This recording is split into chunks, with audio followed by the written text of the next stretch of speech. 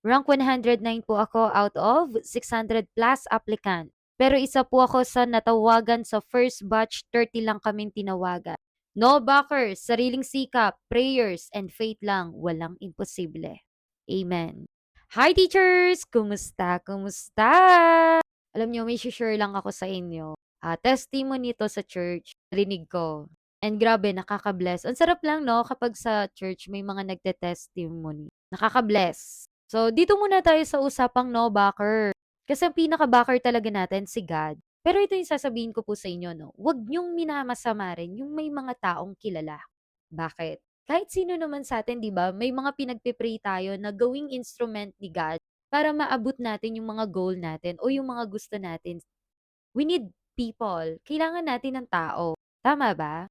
Pero syempre, depende na lang yan sa tinatawag nating backer. Baka yung may natatapakan na. Yun na yung medyo hindi na maganda. Tama? Pero ito sasabihin ko sa inyo, still, kailangan nyo ng connection in a good way. At yun ang gagamitin ni Lord na instrument.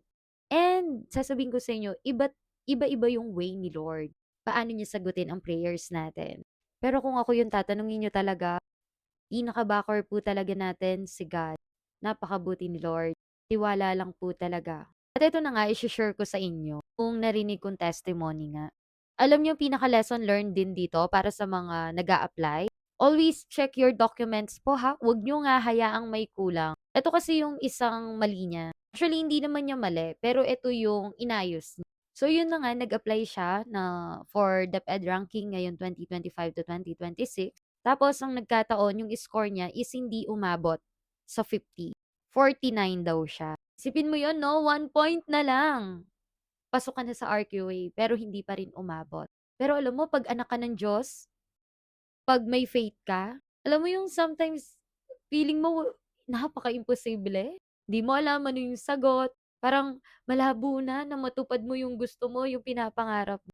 Pero pag may faith ka, pag naglilingkod ka kay Lord, nagtitiwala ka sa Kanya, nananampalataya ka, may faith ka talaga, grabe siya mag-move. Something click, maituturo sa'yo anong gagawin mo eh. And ganun yung nangyari sa kanya. Tapos nakita niya nga bakit kumulang siya sa RQA. Yung score niya sa education is 0. And sakto, nagmamaster yata siya. So yun na lang yung way niya, yun na lang yung pag-asa niya. Kaso lumabas na yung CAR, yung comparative assessment. Pero buti na lang sa DO, pwede pa kayong mag-question, mag-ask bakit ganito yung score ninyo. And nilakad niya yon. Pumunta siya dun sa school, kung saan siya nag-aaral, at kumuha siya ng mga documents at dinala niya nga sa DO. And praise God, nadagdagan yon. Kaya siguro nadagdagan ng mga 51 or 50 plus na siya ngayon. Praise God! Isipin mo yun, no? Yung something akala mo, isang taon na naman ako maghihintay for ranking. Kasi hindi ako nakapasa. Alam mo, sometimes tatanungin at tatanungin mo talaga yung sarili mo eh. Pero kapag sinurrender mo yung life mo kay Lord, yung mga plano mo, hindi ka matatakot, hindi ka mag-aalala. Kasi it looks like para sa'yo pangit yung mga nangyari, hindi nasunod yung plano mo, pero hindi mo alam, may better plan si God. Minsan din, ibibigay niya, pakakabahin ka lang niya. Alam niyo yun, na-experience niyo na ba yun? Yung bang, alam mo naman eh, sasagutin ka ni Lord, pero pinapakaba ka niya muna, tinitignan niya yung faith mo, yung gano'n.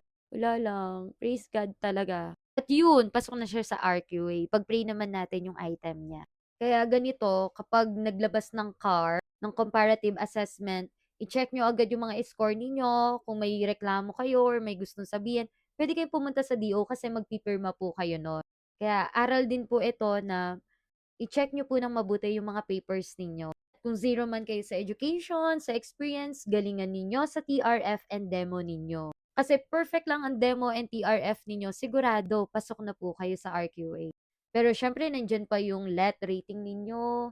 Yan, magdagdag kayo ng training, mag-ask kayo sa akin. Ay, wow!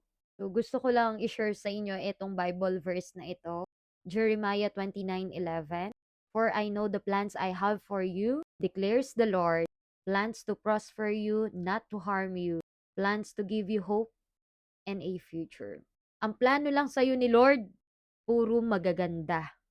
Hindi ka niya pababayaan. Basta kapit lang, maniwala ka sa Kanya. Pag will niya sa'yo, para sa'yo yan. Alam niyo minsan talaga 'no, tao tayo may matigasin ng ulo, totoo 'yan. May pagkaganyan ako, minsan firm ako sa decision ko. "Lord, i-guide niyo po ako sa decision kong ito. Lord, ito po yung gusto ko." Pero minsan talaga, iba yung will ni Lord 'no? Pero alam niyo ba, aminin ko sa inyo, masaya ako. Kasi naglalakad ako doon sa will ni Lord. Dati hindi ko naman talaga pangarap maging teacher. Wala sa plano ko, napakalabo, napakalayo.